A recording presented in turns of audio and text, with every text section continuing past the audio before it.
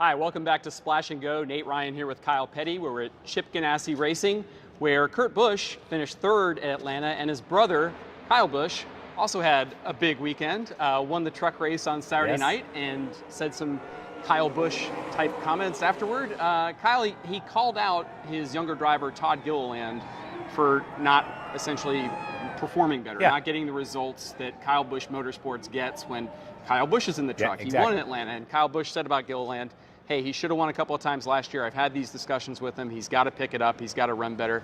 When you see a veteran who's a driver but also a team owner call out one of his drivers like that, what's your reaction to it? Yeah? Listen, not enough of it? Not enough of it. Listen, I mean, so many times you've got these kids that have been told how great they are. You're the next coming of Jeff Gordon. You're the next Kyle Busch. And they just keep moving along, and nobody ever says, hey, get up off your butt and do something. You know what I mean? Yeah, I know the press clippings are good, but you got to show me something. And if anybody's going to do it, Kyle Busch is going to do it. And he's a guy that can back it up because he's out there doing it at the same time. Joe Gibbs can't say that to his drivers because he's not out there doing it. Rick Hendrick can't really say that and doesn't hold the same weight as it does when a Kyle Busch. But you've got Harrison Burton. You've got some of these guys that are out there up on the wheel making something happen. And when you look back and you say, you know, why didn't you win? What happened? You know, what brought you back? What happened? You know, and you've heard this saying, and it's a stupid saying, but it's true, where you'd say, I'd much rather have a driver I had to pull back than one I had to kick in the butt. You can't make him go faster. Can't make him go faster. But basically, that's what Kyle's saying is, hey, get up off of it, dude. I'm kicking you in the butt right now. You've got to make something happen. And I don't mean go out there and crash a bunch of trucks. I mean make something happen. So I do applaud that. So in a society filled with participation ribbons, which I know you're a big fan of. Huge fan of participation ribbons. Is this strategy effective as a motivator? Do you think it would work for a driver? Is it depend on who the driver is, or would it work for Todd Gilliland? How bad does the driver want it? And that's the deal.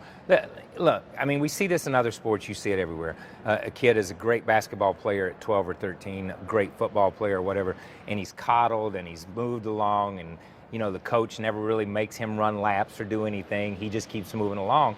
And then he gets to the NFL, and then he gets cut, and it's like, what happened?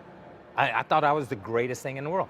And that's the same thing here. So I think it's how Todd will react, how any driver would react. Do you take that, even though it's criticism, do you take it and spin it around and take the criticism and make a positive out of it? Kyle said, we were in meetings last year. This is not something that just happened at Atlanta. This is not, for Kyle Busch, this is not a story that happened at Atlanta. This has been building up to this point. And maybe it's the Denny Hamlin theory. You know, sometimes the competition meetings, nothing happens. I got to take it public and put other pressure on him and get it out there. So hopefully Todd will take it and look at it and say, okay, this is a green light for me to go do whatever I want to do. One of the most striking things I think about what Kyle Busch said, Kyle, is that if you can't get it done at Kyle Busch Motorsports, your career's over. Yeah. So is that fair? If Todd Gilliland doesn't get it done, is that a fair statement? Because I mean, that's essentially sort of like, if people put a lot of credence in what he's saying there, that does effectively mean like he may not get another ride in NASCAR because of that. And that's a pretty fair statement. Yeah. And that is, and I've spoke on it millions of times, that is the double-edged sword of what this sport is right now.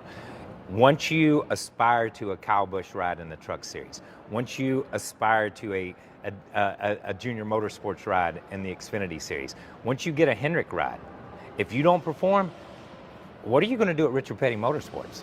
What are you going to do at Front Row? If you couldn't win in a Hendrick car, what are you going to do? If you can't win in a Kyle Busch truck, what are you going to do in another truck? You know what I mean? So why am I going to put you in another truck? If I'm an owner and I'm like, well, he couldn't win over there, he's probably not going to take my equipment and run any better. I'll take Nate Ryan, because Nate Ryan can take me to the front, or there's an upside.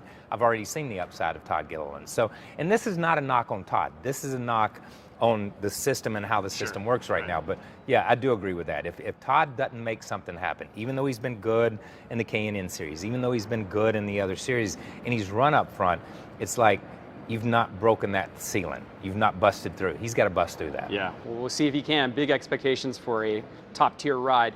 As always, watch NASCAR America daily, 5 p.m. Eastern on NBCSN. And thank you for watching Splash and Go.